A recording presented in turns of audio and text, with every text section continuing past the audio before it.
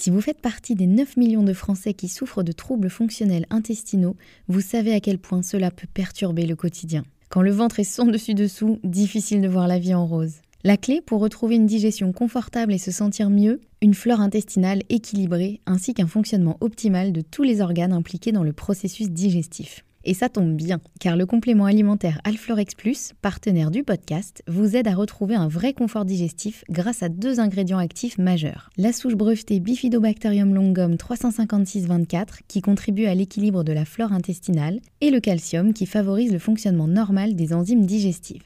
Retrouvez l'équilibre de votre flore intestinale comme 85% des personnes qui déclarent se sentir mieux avec la prise d'Alflorex Plus. Et pourquoi pas vous ? Le complément alimentaire Alflorex Plus est disponible en pharmacie et parapharmacie. Merci à eux de soutenir le podcast et place à votre épisode.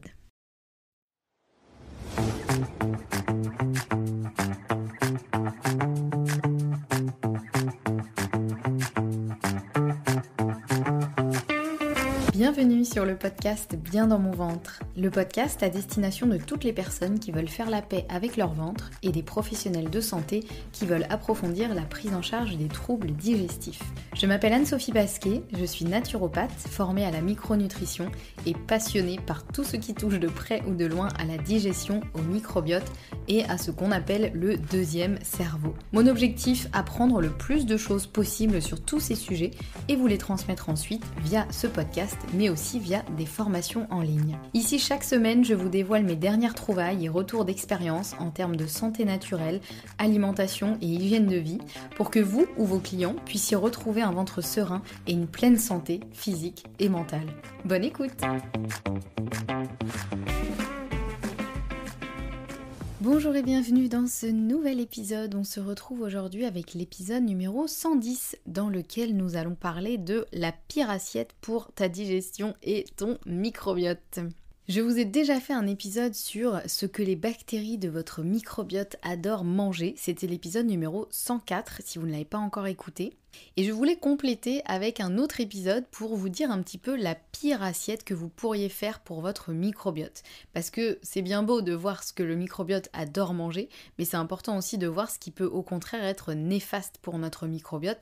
Parce que si d'un côté vous lui donnez des choses qu'il adore manger et qui vont nourrir votre microbiote et le chouchouter et faire en sorte qu'il reste équilibré, mais que de l'autre côté vous mangez des choses qui sont plutôt néfastes pour le microbiote, c'est dommage parce que ça fait un peu opération nulle. Donc voilà, autant savoir un petit peu les choses qui potentiellement sont à éviter ou en tout cas à limiter. Alors déjà, pour attaquer direct dans le vif du sujet, une assiette qui pourrait être un petit peu la pire pour votre microbiote, c'est une assiette qui ne contient aucun légume. Donc c'est-à-dire une assiette qui ne contient quasiment pas de fibres, ou en tout cas très peu, parce qu'il y a des fibres aussi ailleurs que dans les légumes, il y en a aussi dans certaines céréales, certaines légumineuses, voilà.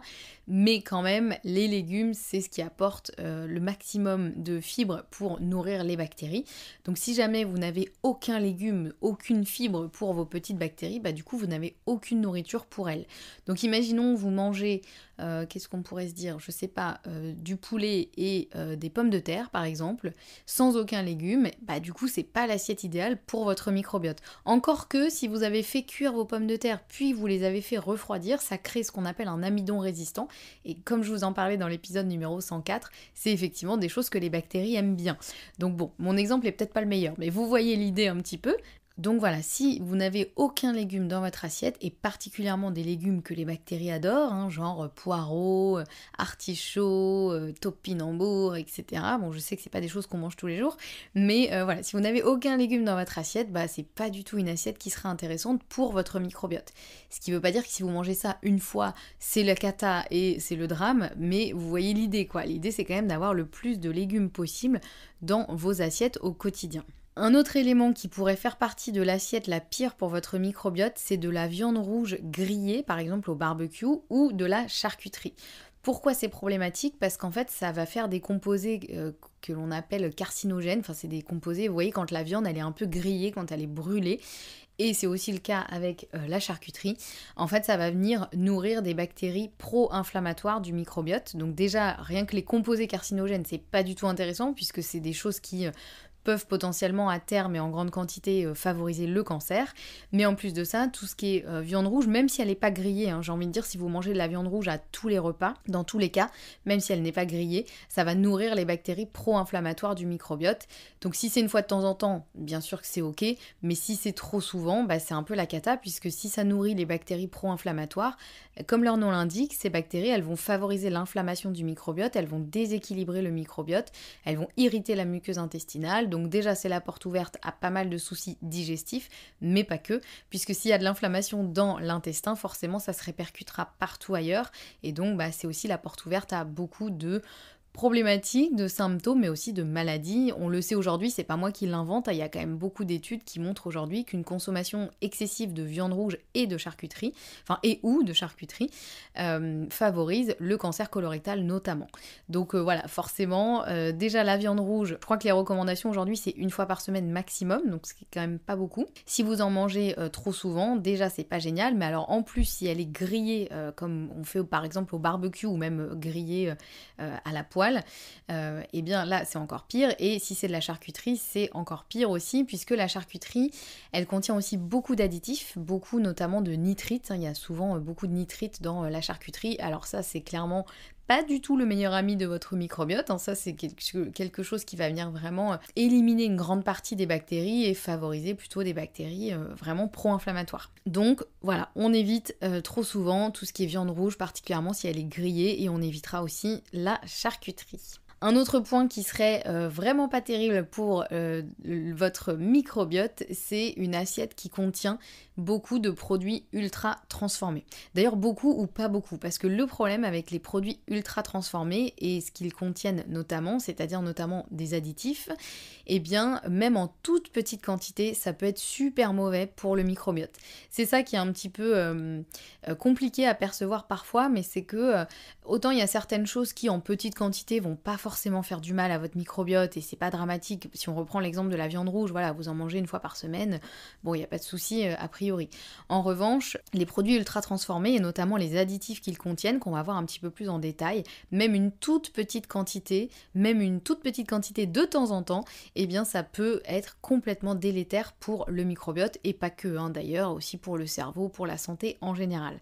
Donc le problème des produits ultra transformés, déjà au-delà du fait qu'en général il y a zéro fibre dedans, puisque toutes les fibres ont été enlevées mécaniquement, et c'est pour ça que du coup c'est des produits qui se conservent hyper longtemps, qui nécessitent l'ajout de beaucoup de sucre, de sel, d'additifs, etc. pour essayer de reconstituer une espèce de produit qui se tient, alors que si on avait pris des aliments un petit peu plus bruts, on aurait pu, si je prends l'exemple, je sais pas, d'un gâteau, on va prendre l'exemple d'un gâteau par exemple. Si on prend des aliments bruts, des choses qui sont le moins transformées possible, que l'on va mélanger ensemble, on peut facilement faire un gâteau, a priori. On prend des œufs, prendre la farine, qui est déjà un aliment transformé, mais bon, on peut pas non plus éviter tous les aliments transformés. Là où c'est problématique, c'est vraiment les produits ultra transformés, puisque voilà, si on prend des aliments à peu près bruts ou peu transformé, on peut faire un gâteau facilement. En revanche, si on essaye de reproduire un gâteau avec des choses qui vont être par exemple de la poudre à la place des œufs, ou si on essaye de mettre que des choses qui vont un peu remplacer les aliments qu'on aurait utilisés de base, il va falloir rajouter plein d'additifs pour faire en sorte que ça ressemble effectivement à ce qu'on cherchait à la base à obtenir. Et ça, c'est le cas dans plein de choses, Je vous cite le gâteau, mais je pense que le pire, c'est les cordons bleus. Je sais pas si vous avez vu, il y a eu plusieurs documentaires sur la fabrication d'un cordon bleu. À la base, un cordon bleu, c'est de la viande, du fromage, de la panure et des œufs pour faire un peu le liant de tout ça. Enfin, il me semble, j'avoue que j'en ai jamais cuisiné de ma vie, mais de mémoire, c'est à peu près ça. Alors qu'aujourd'hui, quand on achète un cordon bleu du supermarché, en général, c'est des choses qui sont ultra transformées, puisqu'en fait, c'est même plus de la viande, c'est une espèce de reconstitution de morceaux de viande où ils essayent à la place d'un filet de poulet, c'est justement une espèce de pâte bizarre qui a un petit peu de viande dedans, mais qui a aussi beaucoup d'additifs. Le fromage, ce n'est plus du fromage, c'est des espèces de mélanges, de, je sais plus comment ils appellent ça, des sels de fonte ou je sais pas quoi, enfin des trucs vraiment qui donnent pas envie. Dans des aliments comme ça, que l'on pourrait penser, à la base on se dit, un cordon bleu c'est plutôt bien et tout, sauf que oui, mais si c'est pas fait maison ou si c'est pas un truc vraiment de super qualité, ça reste des produits ultra transformés et donc il y a beaucoup d'additifs dedans. Donc au niveau des additifs, qu'est-ce qu'on peut retrouver? Il y en a plusieurs, je sais que c'est hyper compliqué de s'y retrouver. Je vais essayer de vous donner un petit peu les grandes familles et en général vous les retrouvez sous la dénomination E plus un numéro. Par exemple les colorants qui sont ajoutés dans les aliments, en général c'est la catégorie E 100 quelque chose, donc E 121, 100 truc bidule. Les conservateurs qui eux vont empêcher le développement bactérien, ce sera les E200. Ensuite, on peut retrouver aussi des antioxydants, donc qui seront des E300, qui eux permettent aux aliments de ne pas noircir ou devenir, vous savez, rances à cause de l'oxygène. Ça leur permet aux aliments de garder leur jolie couleur. Et puis d'ailleurs, les antioxydants, on peut se dire, bah en soi c'est intéressant les antioxydants pour la santé. Ouais, mais pas n'importe lesquels et pas dans n'importe quelle condition. Parce qu'un antioxydant mal utilisé ou mal formulé peut devenir au contraire pro-oxydant. Donc c'est un peu là où ça se complique. Ensuite, on a les émulsifiants. Eux, ils sont quand même énormément utilisés. Eux, c'est la catégorie E400. 400 quelque chose quoi. Eux ils permettent de stabiliser une texture, en gros de faire un peu une texture gélifiée ou d'épaissir une texture justement pour redonner un peu la texture qu'on cherchait à imiter à la base. Et puis il y a aussi les exhausteurs de goût, ça c'est pareil, ils sont largement utilisés. Eux c'est la catégorie E600 quelque chose.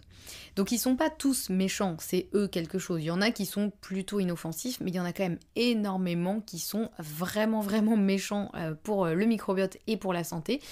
Notamment un qui est quand même assez connu, c'est un émulsifiant, je crois, il s'appelle le polysorbate 80, et celui-ci, il est quand même impliqué dans beaucoup aujourd'hui de pathologies, beaucoup de problèmes au niveau du cerveau notamment, et c'est vraiment une catastrophe pour le microbiote, et en fait celui-ci, si vous regardez bien, vous le retrouvez dans beaucoup de choses, notamment dans beaucoup de sodas, dans beaucoup d'aliments, donc celui-ci, il est vraiment pas génial, il y en a plein que je pourrais vous citer, mais en fait je pourrais même pas vous faire une liste des pires parce qu'en fait chaque étude que j'ai lue qui mentionnait des additifs dangereux en mentionnait des différents. Donc en fait la liste elle est quasiment infinie, il existe des dizaines de milliers d'additifs différents et honnêtement je pense que la moitié voire 75% si ce n'est plus sont vraiment nocifs pour la santé et même en petite quantité. Donc la leçon derrière tout ça c'est que ils sont quasiment tous mauvais et qu'il vaut mieux les éviter au maximum.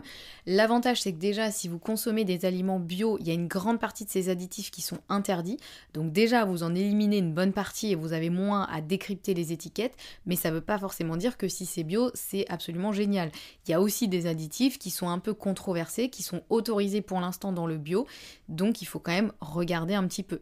Et là pour le coup, le mieux c'est vraiment de se renseigner, quitte à lire des études, acheter certains livres qui regroupent un petit peu les additifs. Je sais qu'il y a des petits bouquins qui existent ou qui regroupent tous les additifs et un peu leur toxicité. Donc l'idée c'est d'avoir ce petit bouquin avec vous et de regarder un peu les étiquettes de ce que vous achetez, parce qu'encore une fois ils sont pas tous mauvais, mais quand même la grande partie est quand même très mauvaise. Et là vous voyez j'ai par exemple sous les yeux un petit tableau qui regroupe les additifs dont il faut se méfier et il y en a mais une liste infinie, notamment certains qui sont neurotoxiques, donc qui vont être toxiques pour tout ce qui va être les nerfs, le cerveau, etc. Certains qui sont carrément cancérigènes, il y en a qui sont toxiques pour le système digestif, d'autres qui sont nocifs pour le système cardiovasculaire et rénal, il y en a d'autres qui sont allergisants, ça on n'en parle pas non plus assez, mais il y a aussi énormément d'allergies qui sont dues uniquement à la présence de certains additifs que le corps en fait ne reconnaît pas et du coup se dit mais c'est quoi ce truc, donc il déclenche toute l'artillerie il déclenche le système immunitaire pour éliminer cet additif et donc ça crée des dysfonctionnements et des allergies. Donc ça c'est quand même vraiment un gros problème aujourd'hui les additifs et malheureusement il y en a vraiment dans quasiment tout, même des choses, encore une fois, même des choses bio, il faut vraiment regarder les étiquettes et idéalement essayer de les éviter au maximum parce que, encore une fois, même en petite quantité, ils peuvent être effectivement nocifs. Alors l'idée, c'est pas non plus de développer une psychose et de refuser de manger absolument tous les aliments qui contiennent des additifs parce que déjà, on se retrouverait à pas manger grand-chose ou en tout cas, il faudrait vraiment être prêt à cuisiner beaucoup soi-même, ce qui est très bien, mais je sais que c'est pas toujours possible. Mais l'idée, c'est quand même de se renseigner sur ceux qui sont les pires et d'essayer de les éviter au maximum, en sachant que vous allez toujours les retrouver à la fin de la liste des ingrédients, puisque c'est des choses qui sont mises en général en petite quantité, mais encore une fois, la petite quantité ne veut pas dire que c'est moins nocif. Donc faut regarder à la fin de la liste des ingrédients, vous allez avoir tous les E quelque chose, et le truc c'est que des fois, ils ont pas forcément toujours les mêmes noms, des fois ils vont avoir le E quelque chose, des fois ça va être le nom, par exemple le polysorbate 80, j'en ai une autre, c'est la carboxyméthylcellulose de sodium, par exemple, celle-ci c'est la E466, et donc vous voyez, il faut un petit peu chercher par soi-même, parce que par exemple ce E466, eh bien il est connu pour vraiment diminuer la quantité de mucus protecteur. Le mucus, vous savez, je vous en ai beaucoup parlé, c'est quand même la première protection de votre muqueuse intestinale, donc si vous n'avez plus assez de mucus présent, c'est la porte ouverte à l'inflammation, à l'irritation de votre muqueuse intestinale. Si la muqueuse fonctionne moins bien, vous digérez moins bien, vous absorbez moins bien les nutriments que vous consommez, votre système immunitaire va aussi fonctionner moins bien. Enfin, c'est vraiment, vous voyez un peu l'effet ricochet ou l'effet domino. Donc ces additifs, ils sont vraiment pas anodins, et il y a beaucoup de symptômes et beaucoup de pathologies qu'on pourrait éviter si on consommait un petit peu moins de produits ultra transformés. Donc voilà, je sais que c'est pas toujours facile de les éviter, ces produits ultra transformés, hein. Moi-même, ça m'arrive d'en consommer de temps en temps. Globalement, dans mon alimentation, moi, c'est plutôt des aliments soit bruts, soit transformés, mais pas ultra transformés. C'est là où se trouve un peu la limite, c'est-à-dire que, comme je vous disais, par exemple, de la farine, c'est un produit transformé, puisqu'on est parti des épis de blé et on est arrivé à la farine, donc on l'a transformé. Et bien sûr que voilà, ça, c'est compliqué de l'éviter, à moins de faire sa farine soi-même. En revanche, vous voyez bien la différence avec un produit ultra transformé, où là ça va être vraiment des choses, tout ce qu'on retrouve malheureusement dans les supermarchés et même dans les magasins bio, hein. Encore une fois, c'est pas parce que c'est bio que c'est forcément la panacée. Donc l'idée, c'est vraiment de vous éduquer, de vous renseigner et d'éviter au maximum ces produits ultra transformés. Il y a des choses qui sont plus faciles à éviter que d'autres, hein. Il y a des choses, on le sait que c'est ultra transformé. Par exemple, un soda jaune fluo, pardon, mais bon, il n'y a pas trop de questions à se poser. On se doute bien que c'est bourré d'additifs, c'est ultra transformé, voilà. Mais il y a des choses qui sont un peu plus subtiles avec lesquelles il va falloir effectivement chercher un petit peu plus en profondeur. Donc voilà pour les produits ultra transformés. Et je conclurai cet épisode avec un autre point qui n'est pas forcément super bon pour votre microbiote, c'est d'avoir une assiette avec plein d'aliments différents. Ça, je vous en ai déjà parlé, je n'ai rien contre les assiettes avec plein d'aliments différents, ça peut être très intéressant, surtout si ce sont de bons aliments nutritifs, et voilà, comme ça vous apportez plein de nutriments à votre corps, et voilà, c'est plutôt, l'idée est plutôt bonne. Le problème, c'est que si on n'a pas une super bonne mastication, si on n'a pas une super bonne digestion au niveau de l'estomac, et si on n'a pas déjà de base un super bon microbiote, il se peut que ça fasse plus de mal que de bien, parce qu'en fait, ça fait beaucoup trop d'aliments différents à digérer. Donc pour le corps, déjà, c'est plus compliqué, parce qu'il faut qu'il sécrète différentes enzymes, différentes sécrétions, etc. Il a plus de boulot. Et surtout, si jamais la base n'est pas hyper solide et que vous digérez pas super bien, ça peut complètement déséquilibrer votre microbiote, parce que si déjà vous ne mastiquez pas bien, il y a des morceaux d'aliments qui vont arriver non digérés dans l'intestin. Donc là, les petites bactéries, elles vont faire un peu un festin, mais du coup beaucoup trop. Donc ça va vous faire aussi ballonner, ça va vous faire mal au ventre et des problèmes de transit, etc. Mais en plus de ça, ça peut créer aussi de l'inflammation, etc. Voilà, vous connaissez le processus de l'inflammation. Mais voilà, tout ça, il faut le savoir. C'est vrai que on a tendance à vouloir mettre le plus d'aliments possible parfois dans son assiette en se disant comme ça j'amène le plus de choses possibles à mon corps, à mon microbiote. Et encore une fois, l'idée est bonne, mais dans ces cas-là, il faut vraiment manger dans le calme, manger en prenant son temps, en mastiquant bien chaque bouchée, et il faut s'assurer que notre estomac fonctionne super bien, que notre intestin fonctionne super bien, et voilà. Donc c'est pour ça que je veux pas non plus diaboliser les assiettes avec plein d'aliments différents, vous savez, les bowls un peu où il y a plein de choses différentes, mais si jamais vous mangez ça et que vous sentez qu'après vous digérez super mal et que vous vous sentez pas bien, c'est peut-être que c'est pas forcément ce qu'il vous faut. Il faut peut-être revenir à des choses un petit peu plus basiques avec 2 ou 3 aliments différents, et puis bien travailler sur la mastication, l'estomac, l'intestin, et ensuite peut-être que là vous pourrez vous faire des super grosses salades, des trucs avec plein d'aliments dedans, mais voilà, il faut savoir que c'est pas toujours un super cadeau pour le microbiote selon les situations. Voilà, je vais m'arrêter là pour cet épisode, donc pour vous rappeler un petit peu la pire assiette pour la digestion et le microbiote. Donc ce serait une assiette avec aucun légume, en tout cas aucune fibre, une assiette avec beaucoup de viande rouge grillée ou de la charcuterie, avec des produits ultra transformés et avec plein d'aliments différents.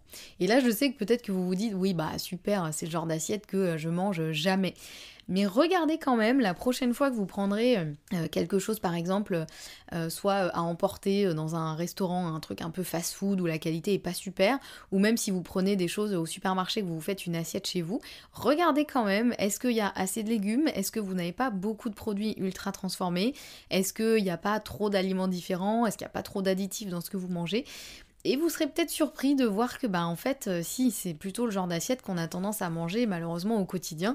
Et encore une fois, aucun jugement là-dedans, hein, je me mets aussi dedans, il y a plein de choses que je fais pour lesquelles je me dis là c'est pas terrible pour ton microbiote ce que tu fais, parce que la vie c'est pas toujours possible de faire absolument tout bien.